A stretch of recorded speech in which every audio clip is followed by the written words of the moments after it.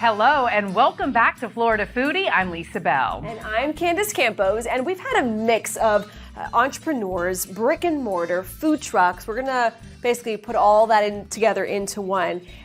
This gentleman has owned a food truck, a very popular food truck in Orlando, and now opening up his first brick and mortar just late last year. We are serving up something so special on so today's good. Florida Foodie. Our mouths are watering as we speak. We are so happy to be joined today by Wess St. Victor of St. Vic's Smoke Shack.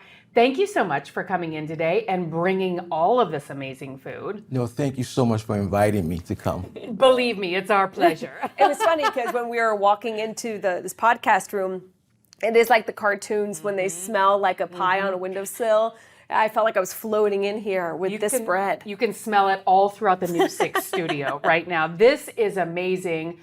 You have now opened a brick and mortar store in Orlando. Tell us a little bit about your background. Where are you from? How did you get started cooking? Well, originally I was born in Haiti, moved to Chicago when I was 8 years old, and right around 15, my parents moved down to Winter Park. So I've been living in that Winter Park area ever since. And what made you decide to open up a food truck first and then an actual brick and mortar store? Well, it started out once I first moved down here. It started out in the search for barbecue, and I couldn't find really good barbecue. It was prior to the days of Four Rivers, and so I just started to make it in my backyard, and then one thing led to another, and I just got hooked on barbecue. And we can smell and see why. Right, and so how long did you have the food truck for before you decided you were going to make the jump to brick and mortar? We started out, my son and I started out at just with a couple of pit barrels at a gas station. Then from that point on, we progressed to getting a food truck, and we've been running the food truck for a little bit over 7 years. And we just recently, right around October of last year, that's when we got like the small brick and mortar over there in the OBT in Princeton area. So when you started out serving up this food at a gas station, what was the response and the reaction like? Well, a lot of folks was like, our flavors are very different from what you're accustomed to with barbecue, because we introduce a lot of like our Caribbean heritage in our barbecue. Yeah. If you look at the chicken is our play on the Maho style flavored chicken. Our pulled pork is different. We smoke our pulled pork and then we let our pulled pork rest to really let the wood, the wood flavor infuse in it. Then we would take our pulled pork, we pull it, season it, and then we smoke it again to get more smoke flavor. So our barbecue tastes a little bit different than like your average places that you get barbecue from around here. How did you learn how to do all of that? I mean, I open up like a cookbook and try to make something in a crock pot and it turns out to be a disaster. How did you develop that process? I wasted a lot of money. So I wasted a lot of money, but in the process, you fine tune your skills. And I tried my food on a lot of people at work. Every work party, I was trying to cook. Every church event, I was trying to cook. So it was always like, you find one thing that worked, you say, well, I'm going to improve that. I'm going to improve that. But in the process, you're wasting a lot of money, and my kids got tired of trying barbecue. I mean, and it's tender loving care. I mean, Yes. when you talk about the smoking world, so how long on average do you smoke different meats? My brisket and pulled pork on Wednesdays, you'll catch me at my smoker right around 4 o'clock in the morning. Oof. You're like a baker. Yeah, so we get there bright and early on Wednesdays, get the pulled pork and the brisket going for the next day. The chicken would take us anywhere between 2.5 to 3 hours. The ribs is right around like 3.5 to 4 hours just to get it tender enough to cook it, properly, and then we let everything rest. So you said the brisket and the pork, you start a day before. The day The day before, right. The day before. So we will smoke our brisket, and that, in all actuality, I start to prep my brisket on Monday for Thursday. Wow. Yeah. And does it matter like where you actually buy the meat from? Do you play, do you mess around with that and decide who has the best meat? There's certain meat I won't cook. Okay. Yeah, because there's certain quality of meat it's not worth putting on a plate for someone. Example for the brisket, I only like to smoke prime brisket because it has the right amount of fat in it. It's not tough. It takes its time to render, the fat render properly. There's just certain cuts of brisket I just will not put on somebody's plate. So if you're starting to smoke these things days before, you're not open Monday through Sunday. You're not open every single day of the week. No, we only open 3 days a week: Thursday, Friday, Saturday. And why is that? Well, what I wanted to do is run this thing like a traditional smokehouse, and at the same time too, good food takes time because we make everything in-house. So I have tasted different type of brisket. You could tell the brisket that someone put a lot of love behind it, and something that someone just rushed. So I like to cook my brisket slow, and after I cook my brisket slow, I like to give it about 10 to 12 hours for it to rest. And just from talking with you just now, it seems like there is a lot of love that goes into everything you guys do, because this is a family business now. You're working with your kids. Yes. Yeah. Yes. So I work with my kids. My oldest daughter, after she gets out of college, she runs to the shop to help me run the shop. On the weekends, I have my other 2 daughters and my son, depending on what they have going on, they come and help out at the shop as well too. So it's just teaching the kids to work, keeping the kids around me, and it's a blessing. Just I hang out with my daughter 3 days a week, my 18-year-old daughter. Who else could say that? Exactly. Yeah, you're a college kid hanging out that much. That's special. So you said she used your rock. That's my girl. That's my girl. So she handles all my she handles some of my social media stuff for me. She handles my Uber, my DoorDash. She handles the numbers. So she does a lot of stuff where I don't have the time to do it. She pays attention for it. What great experience for her too. Right. What is she studying in college? Is it business? No, she's going to nursing. Oh, okay. Yeah, she's going to nursing. That's amazing. Yeah. I mean, it's a proud moment to see your kids helping you, but also living out their dreams as well. Yeah. I mean, you have a couple kids, right? Just a little bit. Yeah. And we're a huge family. So my wife and I have 8 kids. Wow. Yeah, we have 8 of them. So from 18 to 1. Yeah. And that is a lot to just juggle 8 kids, let alone to be a business owner and a restaurant owner. How do you balance all of that? I am extremely lucky. I married a wonderful woman. So not only does she balance 95% of all of that stuff, she also homeschool all of them as well too. Are you serious? Yeah. Yeah. So technically, when something goes wrong, that's when I get involved. So I hang out with the kids. If somebody is doing something wrong. Okay, wait till daddy get home, then daddy will talk to you. But she runs the whole household. Yeah. Yeah, she runs the whole household, take pressure off for me to go to work, because I also have another job and then run this business. Oh Wow. man. Yeah. Do you cook at home too? Sometimes. Sometimes I do. Yeah, I won't. So it's a real feat to be able to have a restaurant business and have one that has stayed open for as long as yours. Why do you think you have been able to find so much success, even weathering the pandemic and hurricanes, and no matter what it is, you've still been able to stay open through all that? We have a good, strong, loyal customer base. Like I said, we started in Audubon Park. Then we went to Oakland. And we have some of our people from those areas that follow us all around. Wow. The young lady that runs the Audubon Park community, Jennifer Marvel, her and her husband come to see us at least once a month. Wow. So we have our folks from Oakland that still come down to see us, our folks from Kerford West that still come over to see us still today. So we have a loyal fan base. Yeah. Once you try it, you're hooked. That's the hope. Tell us what you brought today. Well, today what I got our pulled pork sandwich. I have some ribs, and I have our maho flavored chicken. I didn't have time to get the brisket going, but that's the only thing that we don't have. Well, it takes like days and days to prepare. Please, I would feel bad. Now with these sauces, do you make your sauces, and what sort of sauces are I these? used to make my sauces, but what I did, I found a couple good already pre-made sauce, and I add a few different things to them. Okay. Yeah. Semi-homemade. Yes, Yeah. semi homemade. I like And also we have collard greens on the table as well too. All right. So when you look at all your plates and all your sides and whatnot, what's your favorite side? Because I always just never know what to pick when it comes to sides. I love His head is go back and forth. I love the rice and beans. We do a Creole rice and beans, but I didn't have a chance to make it today because my daughter makes it, but she was in school today, and she didn't have time to run down to the shop to make it. We'll forgive her. So my favorite thing is the rice and beans. Okay. Yeah. And now with your menu, is it a standard menu those 3 days a week, or is it just you have what you have until you run out? We have what we have till we run out. Okay. Yeah. because everything takes so much time to make. So I can't, we can't keep on making brisket and chicken as we go. So once it's cooked, we make a set amount, and once it runs out, it runs out. Okay, and tell us about, you mentioned the rice and beans and the collard greens. What are some of the other sides that you typically offer? We also have baked beans. Okay. And we have our mac and cheese. And we have coleslaw as well, too. Okay. All right. Well, we want to try some of this because we are overwhelmed by how good it smells, how good it looks.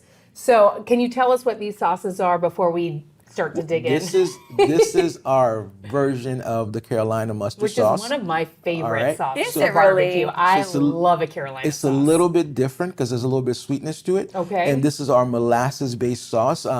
We didn't go with a tomato-based sauce because I don't like the aftertaste of the tomato base. Okay. But I feel that with the mustard, with the molasses, there is no aftertaste. Wow. Yeah. I never thought about that. Yeah. It doesn't look as thick as like normal traditional barbecue sauce, but maybe it is. It's a little bit lighter. Okay. And I always recommend folks, now I will tell you with the collard greens, right? Because Tell us what I have to tell you, Okay, right? tell me Yeah. before I'm about to shove it in my mouth. Our collard greens, what makes our collard green is Scotch bonnet pepper. Oh, so it has a little heat. It has a little heat to it. Okay. Yeah, so What there's a type little of pepper did you? Scotch bonnet pepper. It's a Scotch pepper. bunny. It's a pepper that's really and it's you find in all Caribbean cooking. Okay. Yeah. So And are these pork ribs? yes, they are. Is that the only type of ribs that you primarily offer, pork ribs? I offer beef ribs, but someone has to pre-order that. Okay. Yeah, just because of cost. And a lot of people want beef ribs, or beef ribs, have a pretty, sticky cost to it. So if you make it, nobody's buying it, you're losing money. Right. All right. We're going to start cutting into this. So here's a fun question. What are people, like, what's the secret to like a good piece of meat that just falls apart? Can I answer this? Because I feel like I've learned. And then you can tell me whether I'm right Okay, or go wrong. ahead. Go Is ahead. it time? Time. Okay. Time. And Fine. if you're Deal. impatient or you have young children who want to eat, 20 minutes before it really is ready, you're going to just ruin You're it all. gonna ruin it all. Yeah, it's time. Patience. Patience. See, I don't have that. Like barbecue. That's why I come to you. Yeah. Barbecue is very much like fishing. You have to have patience. Okay. Okay. All right. Yeah. I'm going to attempt to cut into this. Go ahead, I'll have the now, other do half. you always have your pulled pork sandwich with coleslaw? Yes, Okay. it comes with coleslaw. Typically, we put it on the side because a lot of people don't like coleslaw, so neither did I. But that's why we came up with the kind of coleslaw that we did. It's an herb-based coleslaw. Okay, versus a Besides mayonnaise meat. base? Yes. Okay. Well, it does mayonnaise in it, but we add some different type of herbs that you find in Caribbean cooking again, just to make it taste a little different. I've never had spicy I'm going to try them. collard greens before. Really? Yeah. The collard greens I have are just, they're good size, but this I would put These this are on delicious. stuff. Thank you. These are absolutely delicious. Yeah. It has I like nice a little kick. heat with my Yes, collard it's not- greens. Yeah. I hope it's not too much. No, it's not at heat. all. Not at all. Not at all. Yeah. So during the pandemic, when there were so many issues with supply and all of that, was that a struggle for you, or where do you go to source all of your ingredients? Well, during the pandemic, it was we actually shut down for about a good 8 months out of it. So my wife and I was playing farmer in the backyard. Yeah. Wow. So we're just like planting stuff, growing chickens till it was okay for us to open back up again. Really? Yeah. There's some meat in your collard greens, Yes. which I like. Yes. So we there's a particular part of the ribs. I trim it. Wow. And I double smoke it. What? Yeah. So good. Do you grow the collard greens? No. No. There's a place over there off of Mercy Drive. I like their collard greens better than the other ones. So that's where I go get my collard greens is at the meat store for Mercy. I've actually made collard greens before, and I put a little heat in mine. And mine were locally grown by the woman who manages the garden at my son's school. Oh, how fun. And it's amazing because this probably started out it's like spinach, just some huge amount, and then it cooks down into this smaller amount. So what's next? What's next for the smoke shop? What's next for you Well, guys? the hope is that we continue to grow in the area because the area where we are at right now in Orlando is changing a lot. You're talking like the packing district. Yeah, the packing district Right. is changing a lot. So what we're hoping is that at some point we are able to get a bigger kitchen because we want to introduce different stuff. At your location on OBT, which is near the packing district in Orlando, is there room for seating, or is this more takeout? How It's does it more work? takeout, Okay. but in the process, I'm trying to see if I can get some tables out there when someone come, they want to sit down and eat it, that they can. Yeah. Yeah. Because that whole area is just exploding. It's People are moving exploding. in. Yes. All right, you ready for the pork sandwich? Yeah. Do you recommend this with a sauce or Oh, just as shoot, is? I already put a little bit of sauce on it for you Okay. guys. So, What kind of sauce did you use? well, I use a little bit of both sauce. Okay. On it. Oh, you mix it up. I Okay. mixed it up.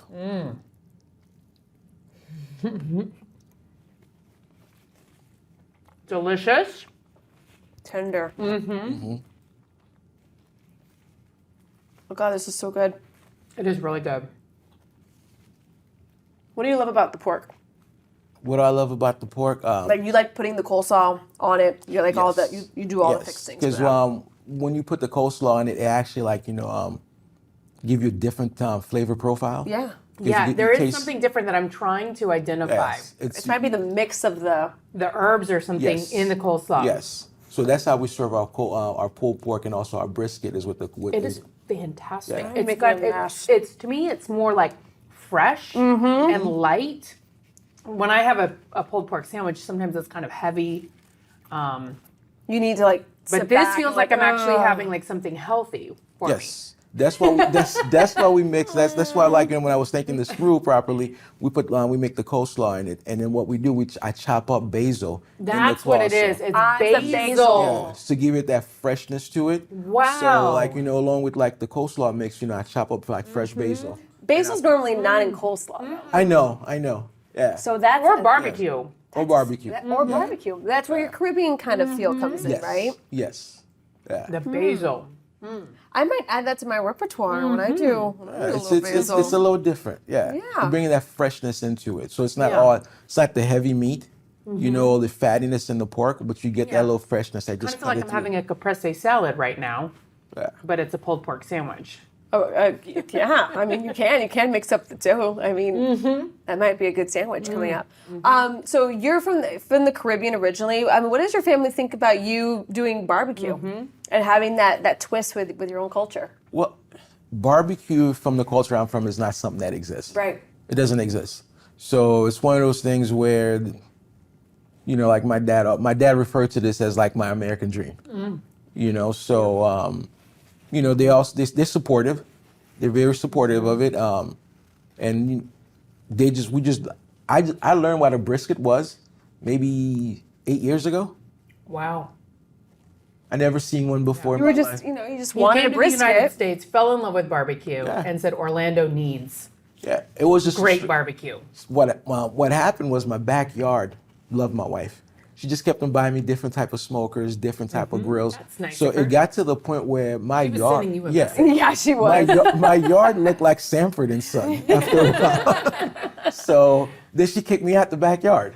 Then a couple guys at work told me, they're like, why are you killing bugs? You need to be doing barbecue. So and that's when this whole thing got started, like testing out different things at work for the 4th of July. Perfect yeah, barbecue holiday. Yeah. like 95% of my church was in my backyard. Yeah. Yeah, just eating barbecue, and everybody's like, When why? this is over, let us know your church, and we're going to start attending to it. Yeah, let us know. So and that's how it all got started. Was like cooking for church, cooking for work. I mean, if there was an occasion, I was cooking barbecue. That's how a lot of people get started. John Rivers, you mentioned them earlier. He started by cooking for people who he goes to church with. So that's fantastic. Everyone comes together, or at least once a Right? week, right? Yeah. Might as well enjoy some good food. I want to try some of these ribs next. Okay. Which one? Which yes, sauce? yes. Since you like the Carolina style, you should try it with Okay. that. But I always recommend you take the first bite without sauce Okay. first to see. Deal. Yeah. Okay. Deal. All right. If you're listening to this on our podcast, you need to You're go to- missing out. You're missing out on the visuals of this stuff. These are amazing. These are Thank you. so good. So tender, easy to eat. Ribs are not the easiest thing to eat. They're so the aroma. Would you like one? Fantastic. No, I'm good. Yeah, we're just like eating in front of you. Go ahead and enjoy yourself. It clearly seems there is a rub on here. Yes, there's Do a wet. you make that? Yes, Okay. I put a wet rub and a dry rub on this. Tell us the goes difference. first? Yeah. And what goes into Well, that. at first I was using mustard as a binder. Then I realized mustard does not hold a flavor. So I came up with a mix. Again, I'm big on herbs, like an herb mix as a binder. Then I put my dry rub on it. And I felt that it gave me a more of a robust flavor. Yeah. That's where you're talking about your trial and errors and trying Trial out. and errors, yeah. Now I'm trying some of your molasses barbecue molasses- sauce, which I've never had before. This molasses barbecue sauce is a bomb. Wes, this is really good. Thank you. So it has a little It's bit, kind of like sweet with little heat. and there's a little bit of hint of ginger in it. Yeah. So far, everything I've had has been refreshing. Thank you. Right? This is different doesn't make barbecue. sense. It's Yes. delicious barbecue, but it's not something that we have had before. Well, because when you think of barbecue, you're thinking heavy. Just piling it on, Yeah. meat after meat. But everything has a little bit of a ginger, of a basil, of a. Yes. there's The some guys in the twist. control room told me I wasn't going to be able to do the news after this, that I'd need a nap. But I feel like I can I do don't. the That's news. not the case with this one. Oh my gosh. Okay, I'm not. I'm gonna eat all this later. I'm just trying right. to nip. I'm eating it all now. I'm a chicken girl, so when you were talking about the seasonings that you were adding to this, so this is more of a Caribbean seasoning. Well, we use a lot of I use maho. So the goal for my chicken is like I learned a lot of stuff that I learned by watching what's that show? Triple D. Okay. Yeah. So I try to do like give it 3 different flavor profiles. Okay. So I soak it in maho, and then I put a wet rub and a dry rub on it. So Completely different than the rubs you use yes, here? Okay. yes. So everything has like its own flavor. So that's the goal of everything I make. Okay, what goes well with beef? What goes well with pork? What goes well with chicken? So and I just find herbs to be so refreshing. So it's not always that heavy. Yeah. And like a lot of places I go to, when you go get barbecue, all the flavor is on like the skin. Correct. Right. So but I want somebody to eat the meat even when you get down to the bone. It feels like you're injecting it. Yes. I want the bone to have flavor. Okay. So that's our goal with the chicken. Speaking of bones, I've eaten this rib down to the bone for the most part. I can't decide which sauce I like better. I mean, it is really, Thank you. really good. What do you add to your Carolina sauce? Well, what I add with my Carolina sauce, Can you tell us? Yeah, or is it secret? Yeah. well, you could always tell, but you don't have to tell everything. No. All right. Fine. So deal. I add a little bit of sweetness to it. So that way it does not taste like so that way it doesn't taste like everybody else's Carolina sauce. Because I think a lot of guys are using some of the same exact thing. So I'm like, okay, what can I do to make ours different from everybody else? This is so amazing. All right, you ready to try the chicken? One Yay, thing I will chicken. say before we move on, when I've made collard greens before, this looks like it's the main stem part, and I've always thrown that away. Am I? No. No. This is my problem. Yeah. So tell me, I felt like it was hard but this is not. This is soft and cooked. Yeah, it has a different Yeah. flavor than the leaves. Yeah. So I leave it on there because it has a different flavor and it gives you that little crunchiness to it. So the texture changes as you chew it. So you really don't throw any part of No. the collard green away. So what is it like? One day I'll get there. One day. So I mean, you're now brick and mortar. You see these people coming in from the gas stations from back in the day, from your food truck back in the day. What's that feeling like seeing the community coming Yeah. in? Those repeat customers. Those repeat customers You know what they're going to enjoying get their when you see them food. walking up. Yes. What is that feeling like? I just feel like you put so much love into it. Yes. I have developed a relationship with most of my customers. Yeah. Okay, we know each other's names. They ask me about the kids, about the wives. Right. I know about them and their children and so on and so forth. So it's essentially you building a family. I remember the first major pest control company I ever worked for in Florida. They trained us just to do that. Develop a personal relationship with Right. all your customers, and that's what I carry on to this business. Yeah, I develop. important. Yeah, Yeah. it's very important. I mean, and besides the food, I mean, you want good food, but you also want good service. You want to feel it's welcome. the whole experience. Yes. Right. Yeah. All right, you ready to try the chicken? Let's go. What are you going to try? I'll try a drumstick. A drumstick? I don't know why I did. I thought you were doing a wing. Oh yeah, that is. I guess That's kind what I of a thought wing. so too. Okay, fine. I'll go with the wing. You want a wing? I Yeah. feel like the drumstick might be easier right now. Okay, fine. I'm going to go with drumstick. this one. Okay. Okay. Deal. Again, I almost sauce did or the no sauce? Try it yeah. first. Try it Okay. with that Let's try it with sauce that first. sauce. Okay. It's so good. Really good. Really moist. Delicious. Again. A different flavor. Yes. That's what we go for in that. It's like we're trying to get a different flavor from all the meats. Does it have like a little almost citrus, like lemony or something? Yes, that's the majo.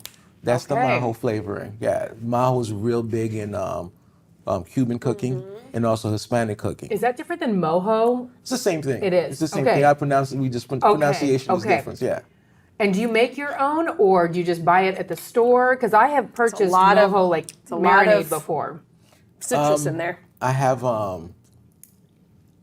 you actually could get the sour orange tree. I like to get it fresh and then work with it that way and add a couple different type of herbs to it. Yeah. Yeah.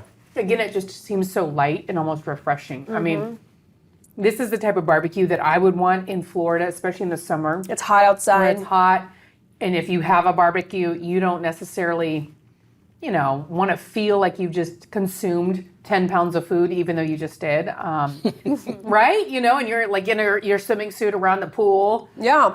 This is amazing. Yeah, really good, really good. So what was that like going from the food truck to an actual brick and mortar? I mean, how scary is that? It's very tricky, scary. right? Yeah. It's very scary because we were in the Conway West area for close to 3 years. And I used to open up and sell everything out in 45 minutes. Whoa. Yeah, so we were real. We were real popular. Was that during like the lunchtime rush, or was that more of a dinner rush? We never stayed late enough for dinner. Yeah, we couldn't cook enough food over there. So transition And to that was right out of your food truck. yeah, right out the food truck. When transitioning to the brick and mortar, few hiccups.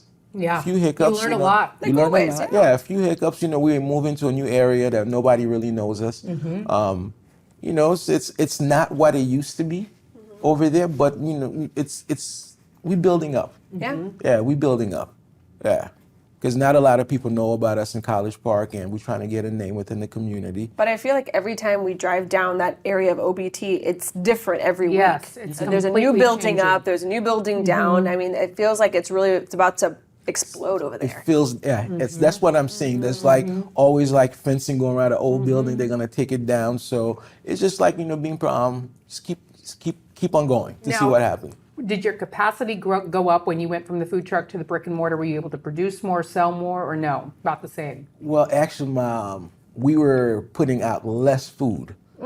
So In the brick and mortar? in the brick and mortar. So versus what we were doing in the food truck, it was insane. It was insane over there at Conway Gardens, like what we were able to put out, the amount of people that we had coming. It was typically what we used to do at Conway Gardens was in the food truck, people used to pre-order. So prior to us opening, Oh, wow. So you had to think about it before you were ready to eat. yeah, so prior, like say by Thursday afternoon, we used to finish all the close all the pre-orders by Thursday afternoon. By then, we probably would sold like close to $1,000 worth of food Wow. before we even opened. That's amazing. Yeah. So like going over there to the brick and mortar, it's like, we'll get there. Yeah. You just have to keep on working at it. I mean, Yeah. you just opened last year. I Yeah. mean, late Yeah. last year. I mean, you Yeah. guys are still a baby. We're still a baby. When in it that comes to side. brick and yeah, mortar. Yeah, we're still a baby and we're still learning, recalculating the numbers, and at the same time, too, we didn't have the overhead that we have Right. in the food truck. So it's a learning curve. Did you keep the food truck, or did you sell that? I sold it to a buddy of mine, and he's running it in the Conway area right now. Oh, good for him. Yeah, yeah. So he's running it in the Conway area. So he's my barbecue buddy. Yeah, Is he selling barbecue too? he is. Okay. Yeah, at the same exact food truck that we had, and we help each other out. It's like That's awesome. we bounce ideas off of each other all the time. Yeah. Well, this is fantastic. Tell everyone where people can find you online, in person. But also Social driving because media. you're not like right on the street. So Yeah, you we are were kind of saying I tucked away a literally little bit. passed by your house or your business. Feels like this house sometimes. Probably, I'm sure it does to you. I spent a lot of time there. For the past 10 years, I've driven by that location, but I haven't noticed it before. So tell me exactly how I can find you. We are right there on OBT near Princeton. Okay. So we are on OBT in Princeton at the Sunoco gas station. On the west side of OBT. Yes. Mm-hmm. So if you're coming from over here, from like the north end, going towards Colonial, we'll be on the right-hand side, right next to the Sunoco gas station. You have to look for us. If you don't look for us, you're going to pass us. Just south of Princeton. And it's tough because there's a lot of construction There's a lot in there, of construction going right on now. in there. For but now. For now. So if you see the Sunoco, we right there. It's the first gas station you run into after Princeton. Is your smoker out front or is... I have it towards the back of the truck. I mean, at the back of the building. But you know, if you look, you see it right there on the side. Roll your windows down and just follow the just follow the scent, and scent. it will That's lead smart. you right there. That's yeah. smart. That's wonderful. And then online. Online, You have a lot of followers. Yes, we do. Yeah. Yes, we do. So online, you find us at St. Vic Smoke Shack on Facebook and also on Instagram. And you're not open every day. So tell us the days that would crave you when you're closed. That's how it always happens. We are open from 11:30 to 5 o'clock, Thursday through Saturday. Until you sell out. And you also do catering. Yes, we do. Okay. Yes, we do. So we do catering throughout the week. So if somebody call, they have a party on a Monday. Is there a or minimum, Tuesday, maximum? I'll work whatever you have. Yeah. I'll work with whatever you have. If you're doing a party for 10 people, you give me a call, you're going to get served for 10 people. Okay. Yeah. I've got a 6-year-old birthday party that this would go down real well. Yeah. Well, Wess St. Victor, thank you so much for joining us. And check him out online. Go to the new brick and mortar store on OBT. It is fantastic. You will not be disappointed. No, not at all. Thank you so much for having me. Thank you. All right. Thank you for listening to Florida Foodie. We'd also like to thank our guest, Wess St. Victor. You can find his business online at stvicsmokeshack.com. You can also find it on Facebook and Instagram. Be sure to follow Lisa Bell online. Search Lisa Bell News on Facebook and Instagram, or Lisa Bell News 6 on Twitter. You can also find Candace Campos on social media. She's on Twitter, just search @CandaceNews6. And on Facebook, search Candace Campos News 6. Also, a big thank you to our technical producers, Derek Mosier and Ryan Haley, our post-production audio engineer, Chris Flora, and our director, Bob Myers. I'm the show's producer, Thomas Mates. Please take the time to rate and review us on Apple Podcasts and Spotify, or wherever you stream podcasts. And you can find videos of all of our podcasts on clickorlando.com and on YouTube. Just search for Florida Foodie.